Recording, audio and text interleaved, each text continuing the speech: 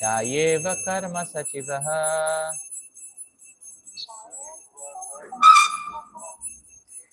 Sadhavo dinavatsalah.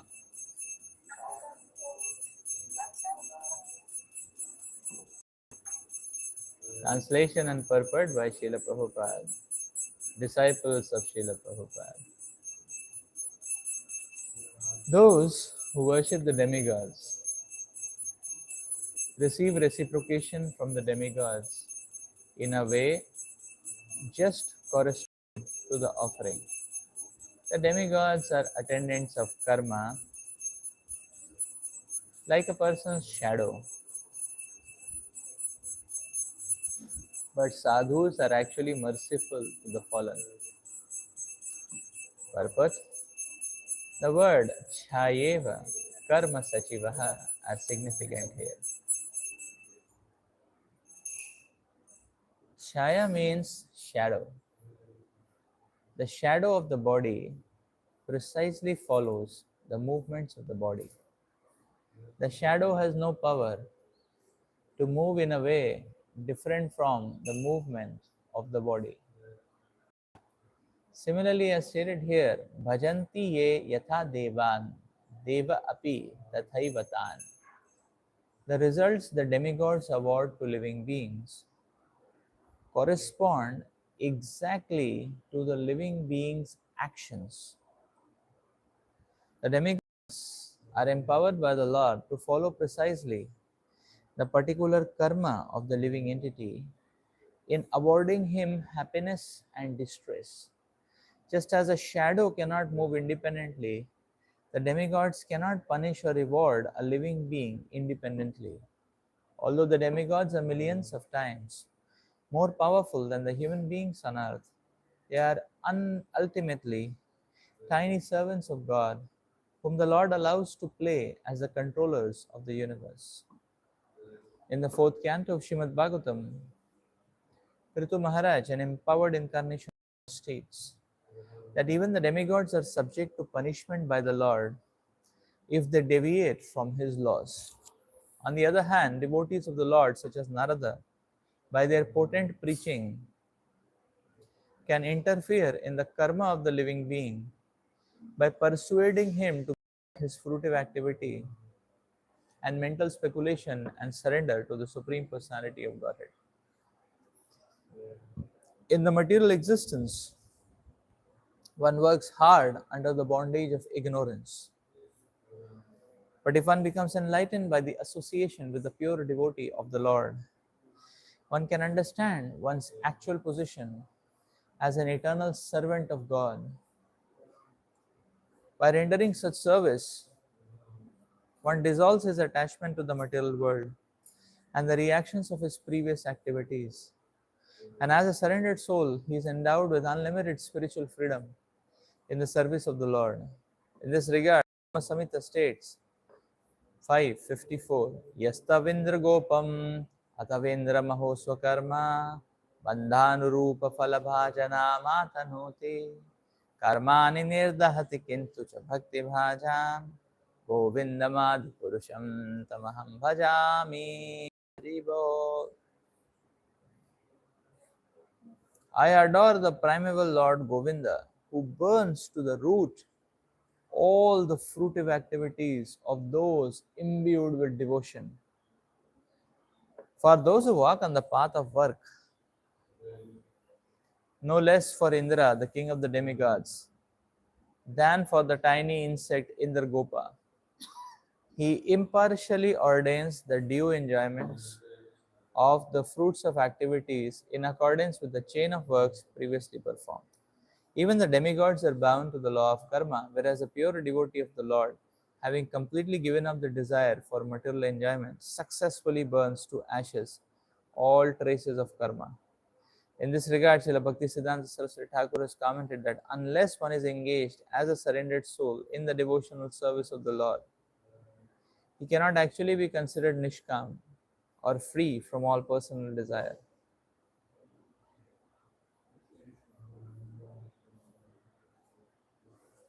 Sometimes a materialistic person will engage in charity or altruistic activities and in this way consider himself a selfless worker.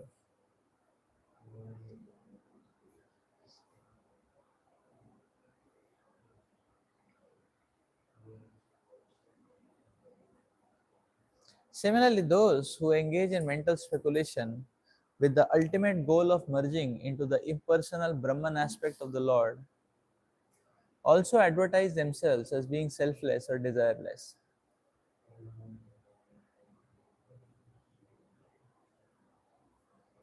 According to Srila Bhakti Sri Thakur, however, such karmis and gyanis, while busy in their so called selflessness, are in fact servants of lusty desires.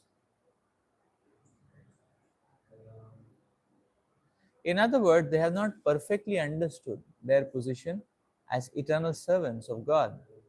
Altruistic karmi falsely considers himself the best friend of humanity, although he is unable to give actual benefit to others because he is ignorant of the eternal life of bliss and knowledge beyond the temporary hallucination of material existence. Similarly, although the Jnani proudly declares himself God and invites others to become God also, he neglects to explain how the so called gods have come to be bound by the laws of material nature. Actually, the attempt to become God is not based on love of God, but on the desire to take the same status as God. In other words, the desire to be equal in all respects to the Supreme is simply another materialistic desire. Therefore, the karmis and the jnanis, because of their dissatisfaction in artificially trying to fulfill their own desires, can show no actual mercy to the fallen souls. In this regard, Srila Madhvacharya has quoted the Uddhama Samhita, Sukham icchanti bhutanam prayo dukkha sahaninam tathapi tebhyam paravara deva eva hare priya. Rishis want happiness for all the beings and are almost always incapable of tolerating the unhappiness of men. Nonetheless, the demigods are superior because they are very dear to Lord Hari. But although Srila Madhvacharya has placed the demigods in a higher position than the merciful rishis, Srila Jiva Goswami has stated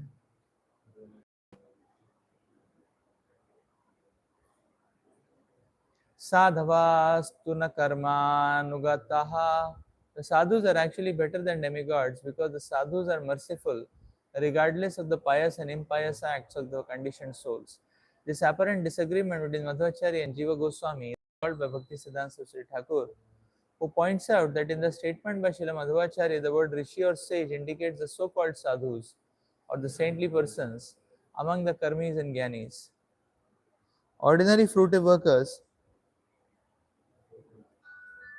and speculative philosophers certainly consider themselves to be at the summit of pious morality and altruism. However, since they are ignorant of the supreme position of the supreme personality of Godhead, they cannot be considered equal to the demigods who are all devotees of the Lord.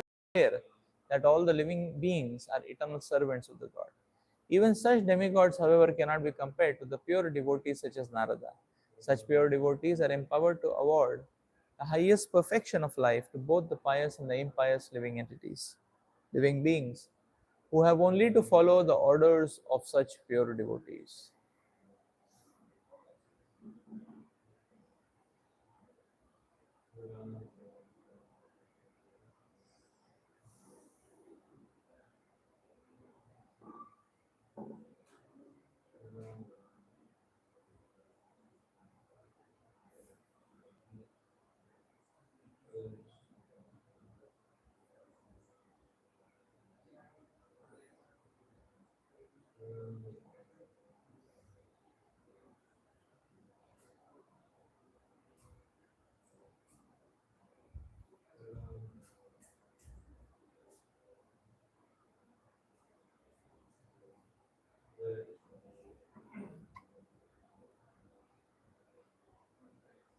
Those who worship the demigods receive reciprocation from the demigods, in a way just corresponding to the offering. The demigods are attendants of karma, like a person's shadow, but sadhus are actually merciful to the fallen. Chayeva karma sachivaha.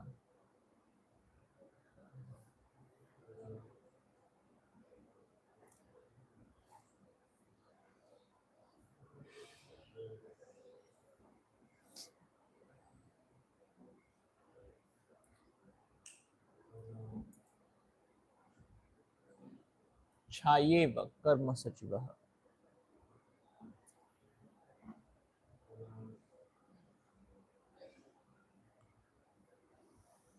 As it is explained in the purport,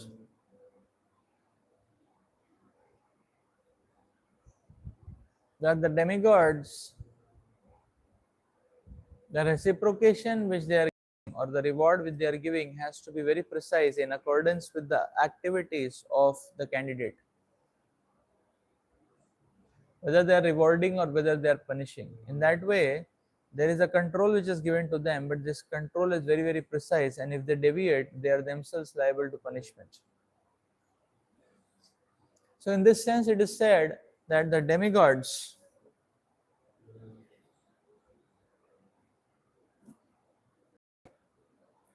in their demigod role,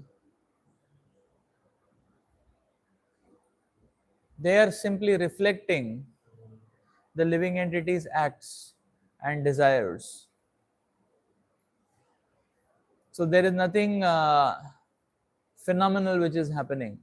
But what is phenomenal is the devotees of the Lord uh, uh, who interfere in the karma of the candidate and inject Krishna consciousness in their lives. Therefore, we see in the pages of Bhagavatam that the demigods themselves, they get saturated with their roles as demigods. They actually get saturated with their roles as demigods, because in their roles as demigods, there is no possibility to uh,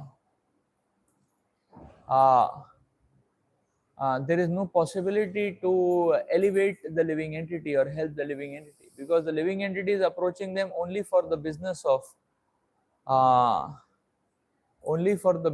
of the reciprocation to what they want, and nothing else. So therefore, the demigod themselves feel fatigued or saturated with their role, and that is why when they get opportunity to take some off and engage as a devotee, that is a cherished hankering. Like, say for example, Yamaraj. Now, Yamaraj has one of the most arduous tasks among the demigods, because most of the people in the world are sinful, and all sinful people fall under the jurisdiction of Yamaraj. So he has to work harder than all other demigods, because people coming to him are much more, because the sin quotient is much more in this material world. So the Yamaraj himself gets fatigued and saturated, and therefore when Yamaraj got an opportunity to come to the planet Earth to participate in the pastimes of Krishna, he was most ecstatic. Although it worked out to be through the curse of Manduka Muni, but actually the Yamaraj, he understood it's a great blessing for him, because now he can practice and exhibit his devotional service very explicitly, and therefore Yamaraj was looking forward to it, and those 100 years were like the golden years, and Yamaraj had come in Krishna Lila in the form of Vidurji, and Yamaraj had appeared as Vidurji, and it was an ecstatic time for him of glorifying and chanting and serving the Lord Krishna. Similarly, at one point of time, when he saw that the Yamadutas, they were asking him spiritual questions, all of a sudden, of who is the Supreme, and the Yamaraj became very ecstatic, because he got the opportunity to speak Krishna Katha. He got the opportunity to remember and glorify his Lord. He became really ecstatic. So we see from this episode that the demigods, they are looking forward to even demigods who are pure devotees, like Yamaraj is a pure devotee, they are looking forward to opportunities beyond their demigod role, because demigod role is very, very precise. Now mind it, there are some demigods who are pure devotees, so they may want to give devotional service to people who are coming to them, but the people are coming for a very specific purpose, and they are not coming for any other reason. So the demigod role is taxing for all of them as well. So when they get time to glorify Krishna directly, that is their cherished hankering. Definitely, not all demigods are pure devotees, but here we are talking about, we just give example of Yamaraj, how much he is hankering to glorify the Supreme Lord. So that means even devotees taking the role of demigods, they want to take off from that role. So when Vidurji was there on the planet in the pastimes of the Lord Krishna, that time Yamaraj was being, Yamalok was being ruled by Aryama for 100 years. Aryama is one of the Adityas. He ruled the. So Aryama's prayers are also found in the fifth canto of Srimad Bhagavatam. Where Aryama is praying, his prayers are found. One of the prayers of Aryama is Aho Vichitram, how this material world is so wonderful. It is so wonderful that people are intoxicated and entangled in it for eternity.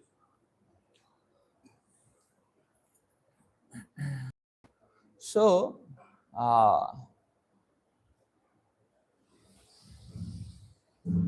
similarly we see Lord Shiva. Now Lord Shiva is a pure devotee. Lord Shiva is not just a pure devotee, Shambhu Tattva, it's a different Tattva only, not Vishnu Tattva, but it's a transformation of Lord Vishnu. So he's almost as powerful as Lord Vishnu, but he's the topmost devotee of Lord Vishnu. So, just like milk transforms into curd. So the Shambhu, the Lord Shiva, now now you see there were these 10 devotees, they were prachetas. And these 10 prachetas, they were searching for the Supreme Personality of Godhead. Or they were searching for a suitable place.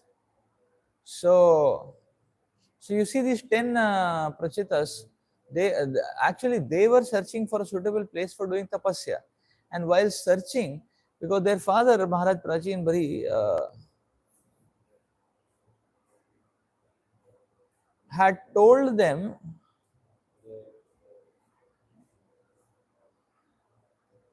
to purify their existence so that they can become kings. So that is why they were searching for a suitable place where they can perform tapasya and purify their existence. Now, while searching, they entered the territories of Kailash, and they were roaming around in the forests of Kailash somewhere. And Lord Shiva happened to notice that, and Lord Shiva immediately appeared there, and Lord Shiva started instructing them. See, mind, this is a very important episode. Why? Because none of these prachetas had called for Lord Shiva. None of these prachetas had worshipped Lord Shiva. They were not worshippers of Shiva. They had not called for Lord Shiva. Lord Shiva himself appeared in a very ecstatic mood and started preaching to them. And he said, okay, I will tell you about my Lord. You surrender to my Lord. That is Lord Vishnu. And Lord Shiva is, immediately he starts speaking beautiful choices verses in glorification of Lord Vishnu. The fourth canto of Bhagavatam, this description comes, and that is called as Rudra Gita. 56 verses he spoke. So that is Rudra Gita. And then he is telling them the way how to worship Lord Vishnu. And in that way, the Lord Shiva is blessing So from this also we can understand that whenever even the demigods who are pure devotees, whenever they get opportunity to come in their devotee role, leaving their demigod caps, they are most ecstatic. Whenever they get some preaching opportunity, they are most ecstatic, because the demigod role is very stereotyped, in that they actually are not able to help the living entity. So the living entity wants poison and they have to supply the poison. So that pain in their heart, they have to do that demigod seva. So therefore, when they get opportunity for preaching, they are most ecstatic. So if a candidate goes to the demigods, especially those who are pure devotees, and then they are most happy about. So even our acharyas explain that even if one goes to demigods who are not pure devotees and asks for bhakti to Krishna, because they are devotees, they will very happily and without any reservation bless. Whereas if one asks for material benefits, then there is a protocol which they have to fulfill. Then they will get the blessing. But they ask for bhakti, immediately all the demigods, irrespective of whether they are pure or not, they will be happily blessing. This is what our acharyas explain. So we see in the life of Lord Shiva also, in the pastimes of Lord Shiva also, when this Uh, when this person uh, who was doing tapasya for Lord Shiva, he pleased Lord Shiva. Now Lord Shiva said, okay, what do you want? He said, please give me the best thing what you have. So basically he was telling yeah, no. So he didn't ask the best thing. He said, I want to be very rich, you give me riches. I want the best of the riches. That is what he asked. Now this is demigod role. You see such a, whereas we see that these demigods, they are burning, I mean, their anxiety in their heart, that okay, this person is asking for poison. Now how can I give that poison? This person is asking for poison and they have to give that poison, because that person is asking and hell bent on giving that poison. So here Lord Shiva, and therefore the demigods sometimes they have to think of some out of the box trickery, how to trick them to come to bring them to Krishna consciousness. So you see, the Lord Shiva is thinking, okay, he wants the best of the wealth, how can I trick him now? No? And the best of the wealth is Krishna Prem Dhan, but he will not understand because he wants the other Dhan. So he got an idea. He said, okay, you go to Vrindavan, you go to Sanatan Goswami. And he has a parasmani, anything, any parasmani you touch with any iron, any metal, it becomes gold. So he has that parasmani. You ask him the parasmani, he'll give you. You can become very rich. You'll have a factory of richness. So this man got very much grateful to Lord Shiva and he went to Vrindavan asking Sanatan Goswami. And then we know the pastime. So he waited over a long time for Sanatan Goswami's darshan. Sanatan Goswami. Because Sanatan Goswami was in Samadhi, he was not in external consciousness. After a long time, he came to external consciousness. So he asked him, please give me paras. And Sanatan Goswami might have also felt very morose, the same kind of feeling which the Lord Shiva might have felt. Sanatan Goswami said, oh, you want paras? Okay, on the other side of the road, there is a garbage dump. Somewhere ahead, somewhere in that garbage dump, that paras is there. Find it out. Now, this fellow was now acting as a scavenger, fluffing around like crows, in that garbage dump. And after a long time, he found that paras. You see the point.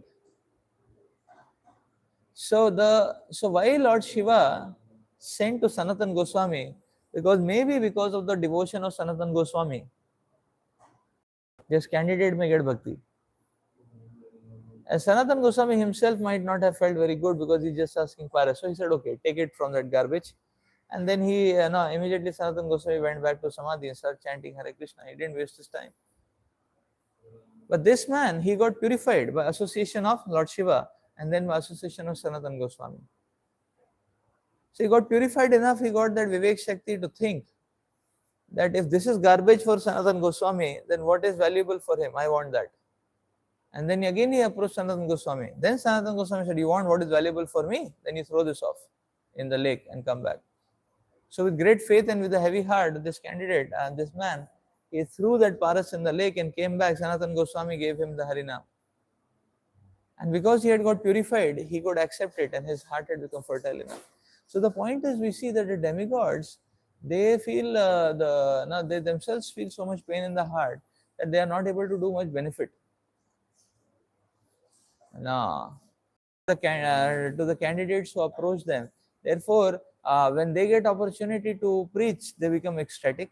When they get opportunity to take off their demigod hats and just be in a devotee hat, they become ecstatic. And when they get opportunity, and other time they have to think of some trickery that okay, this person not come for Krishna, but how can I add Krishna in their lives? That is their great like that. But whereas a sadhu can directly interfere, that is what is being explained. That a sadhu can directly interfere, just like Narad Muni interfered in the life of Chitraketu Maharaj. Chitraketu Maharaj had no hope. Even after his son's death, he didn't learn the lesson. It was because Narad Muni had to practically interfere in his karma. See, Angira Muni also interfered. He got him a son, Arshashoka, like that. So the sadhus can directly interfere in the lives of candidates. There is this pastime of Saranga Murari Thakur. So Sarang Thakur, he was not initiating disciples. Lord Sri Chaitanya Mahaprabhu personally told him, you have to initiate disciples and you have to guide them in Krishna consciousness. So getting an instruction from the Lord, he thought, okay, he was feeling very unqualified, but he got instruction from the Lord. He said, okay, tomorrow the first man whom I'm going to see, I'm going to make him my disciple and train him in pure devotional service. So the next day he had gone to the Ganges, Sarang Thakur, and he was doing his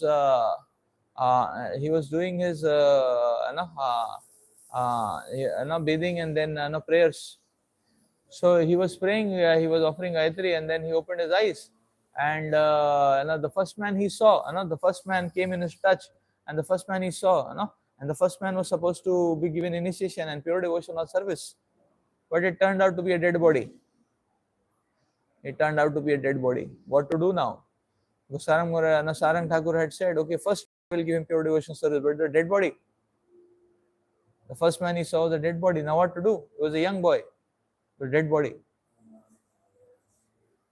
was a young boy, the dead body. And then Sarang Thakur, started praying that, oh Lord, I said first man, now what to do? This first man is dead. I give him Krishna consciousness.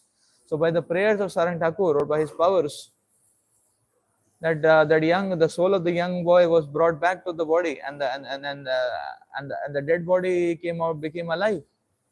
The dead body became alive, and Sarang Thakur said, okay, young man, I will initiate you. He initiated him and started teaching him and started training him. Later his parents came to know that, okay, the dead boy has become alive. In another village they came running, and they asked this boy, please come home. And the boy said, which home? I was dead.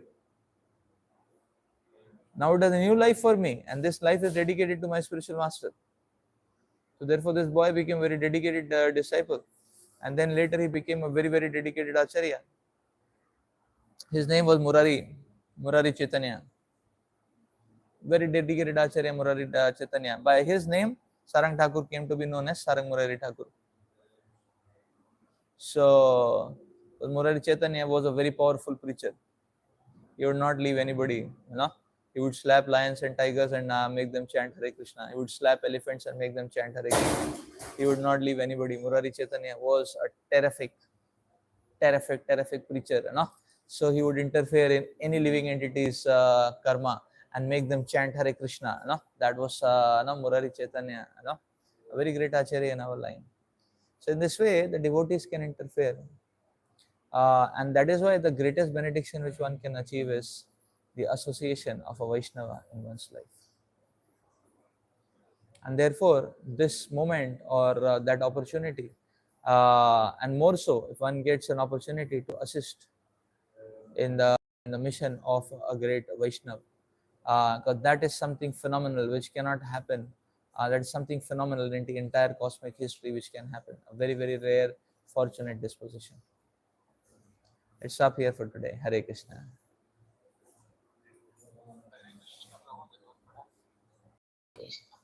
Hare Krishna. I have a question, Prabhu. Yes, ma'am. Prabhu, as you know that Lord Shiva is not the progeny of Lord Brahma, came from the Vishnu, and also even Lord Brahma gave him the respect in Daftar's and Yagdas and all of that. So, in terms of Srila Prabhupada's sentences, like I mentioned that even for Vikrasura, he actually gave a benediction where he to run away from Vikrasura and Krishna protected him.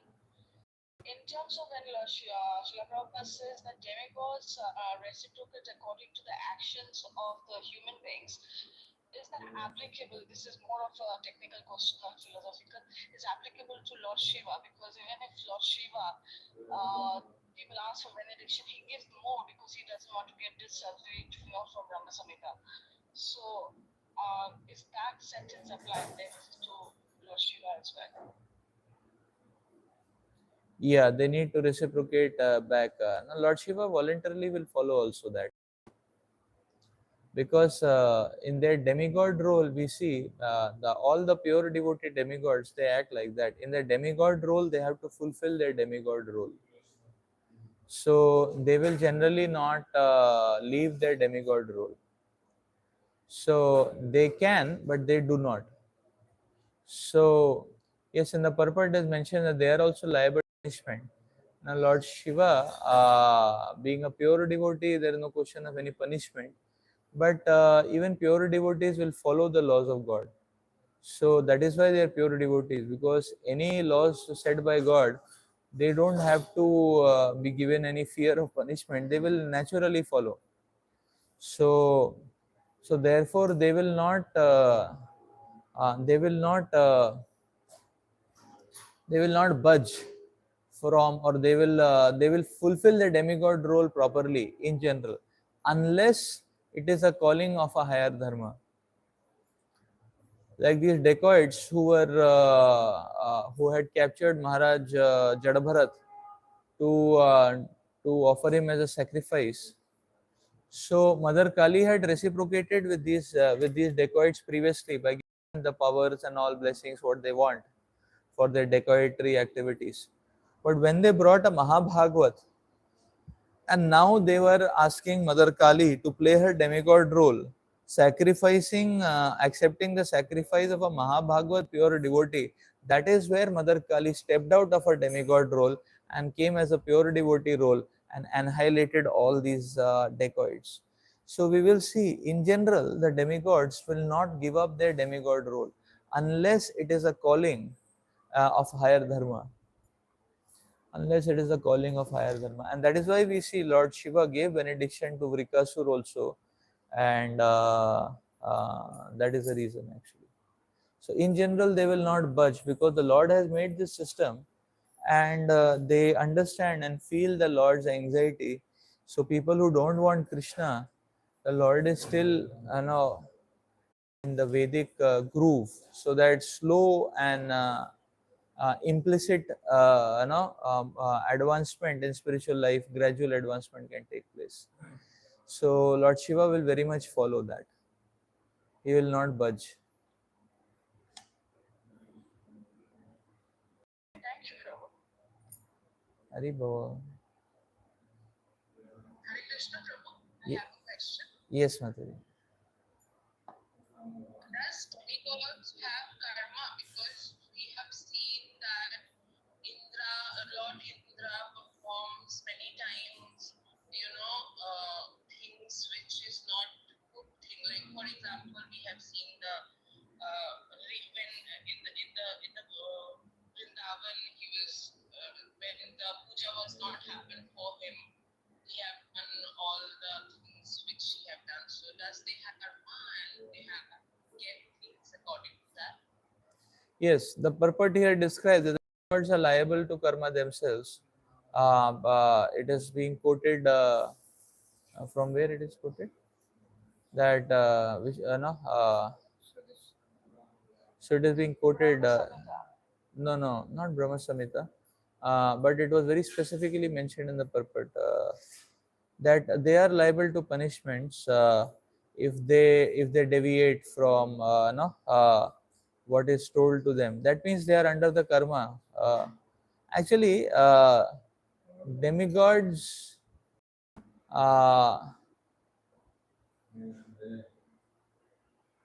So who are beyond karma, the demigods very much we see if they budge from their roles. Uh, yeah. See, the demigods are empowered by the Lord to follow precisely the particular karma, just as a shadow. Although they are very powerful, they are ultimately tiny servants of God. So they are allowed to play. Yeah. So they said, yes. So in the fourth canto of Bhagavatam, Prithu Maharaj section, Prithu Maharaj states that, okay, this Prithu Maharaj saying in fourth canto, and even the demigods are subject to punishment by the Lord if they deviate from his laws. So now you see two things are mentioned. Two things are mentioned actually. That two things are mentioned about the demigods. See, one thing which is mentioned now, this is very specifically the Lord has given them an assignment, and they have to fulfill that assignment and their duty because they have taken up that responsibility, and if they don't, then they are punishable for that. This is one thing which is mentioned. Another thing which is also mentioned about the residents of Swargaloka is that the residents of Swargaloka, in their activities, they do not incur karma because they are allowed that vacation, sensual vacation. So whatever sensuality they do, there is no karma for that, because they have already no, they have already, it's a prepaid sim. They have already paid for it by doing punya karma, so they can exhaust it. But once they are exhausted, then they are, so in one sense we say yes, they are liable to karma, because swargaloka means prepaid karma. Swargaloka means prepaid karma. So they have already paid for it, and now they are doing some sensual activities which are not grossly demoniac, or which are also according to laws given by the god. So, so that they are allowed to. Now, when they are given, when some of them are given a role in Krishna's government, then they are very much liable for their role, and they are, like that. Or in case in case the residents of the Swarga, they overstep their maryada, then they are liable to punishment. Uh, like Narada Muni, uh, like for example, the Narada Muni became the son of the servant. He was a Gandharva. So he overstepped the maryada and the limit given to them. In a religious assembly, he was singing some mundane songs. So he was given a curse to be born as a maidservant son, to be born as the maidservant son. So so we see the uh, so we see that in general, so yes, are they under karma? If we see very broadly, all residents of Swargaloka are under karma. But what is exactly happening is that when they are enjoying within the Swarga without overstepping any of the boundaries given to them, then they have that is already a prepaid scenario. So they have already paid for it. So that much time, in one sense, we may say karma calculators are not working. Basically, they are exhausting what they have already paid for, karma payments, what they have already done. So, yes, overall they are under karma. But we have to understand when they are enjoying in the Swarga, it's prepaid. So, it appears as if there is no karma there. That way. Okay, Prabhu. Thank you. Very good. Okay, so let's stop here for today. ग्रंथराज Shrimad Bhagavatam की जय, श्री प्रभुपाद की जय, हरि बोल.